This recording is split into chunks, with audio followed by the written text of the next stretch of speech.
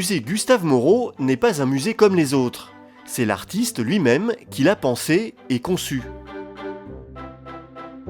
Peintre symboliste, Gustave Moreau s'installe à Paris avec ses parents dans cet hôtel particulier en 1852.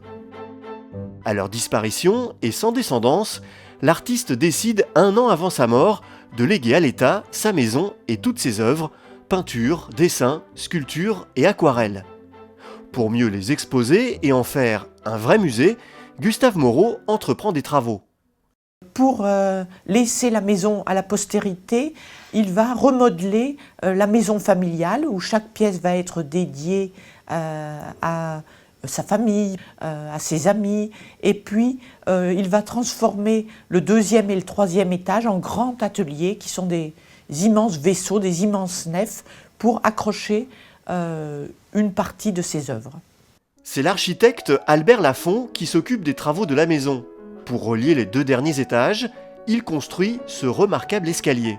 C'est un escalier à vis, donc un escalier traditionnel, comme on peut en voir au château de Blois par exemple. Cet escalier appartient à son temps par le fer, qui est le matériau, puisqu'il est presque contemporain de la Tour Eiffel, donc c'est l'époque où on commence à utiliser le fer pour la construction. Et puis ce côté art nouveau avec ce décor floral qui nous mène du 2e au 3e étage. Répartis sur les 2 derniers étages, on retrouve les œuvres de l'artiste telles qu'il a voulu les présenter. Les tableaux tapissent les murs, tandis que les aquarelles et les dessins se cachent dans des meubles et se découvrent comme des livres.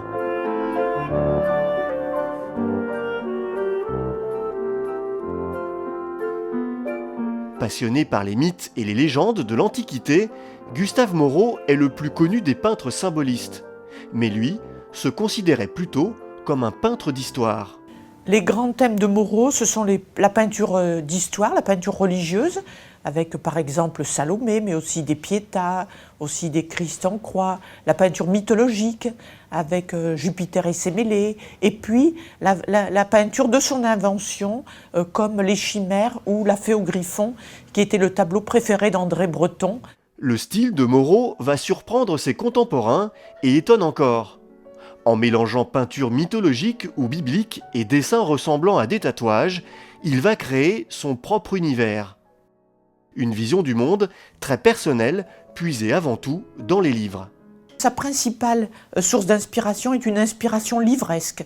Ça n'est pas du tout une inspiration venue de la rue. Il n'a jamais, bien qu'il ait été très ami avec Degas lorsqu'ils se sont rencontrés en Italie dans les années 1850, il n'a jamais représenté, ou de manière extrêmement marginale, la réalité.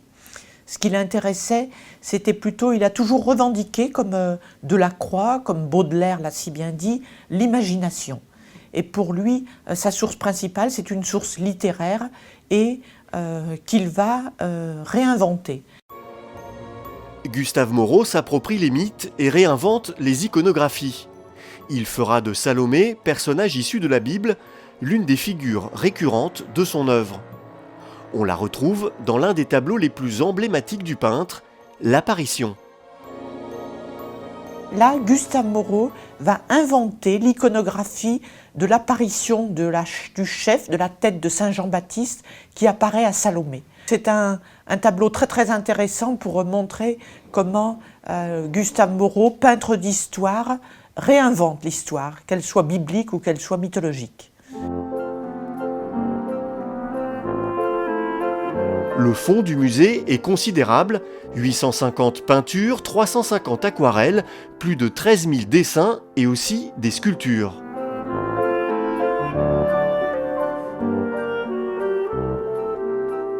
Originalité du musée, il ne présente pas que des œuvres finies. Parmi les œuvres les plus connues de Moreau, certaines sont inachevées. Le musée Gustave Moreau est un faux petit musée, je dis toujours ça, puisque nous conservons en fait 25 000 œuvres dans cette maison d'artistes et que beaucoup d'œuvres sont restées inachevées, où certaines œuvres étaient jugées par ses contemporains comme inachevées et lui-même les considérait comme achevées. C'est le cas par exemple du Triomphe d'Alexandre ou de ce merveilleux tableau qui sont les licornes.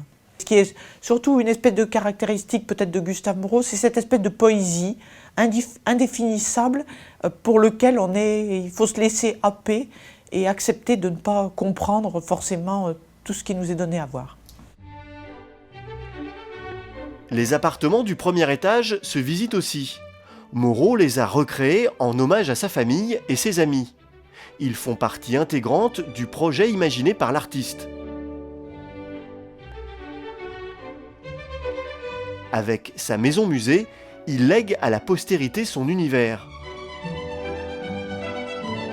En accordant plus d'importance à l'ensemble de son œuvre qu'à chaque tableau pris séparément, Gustave Moreau a ainsi créé un lieu unique, la somme de toute une vie d'artiste au service de son art.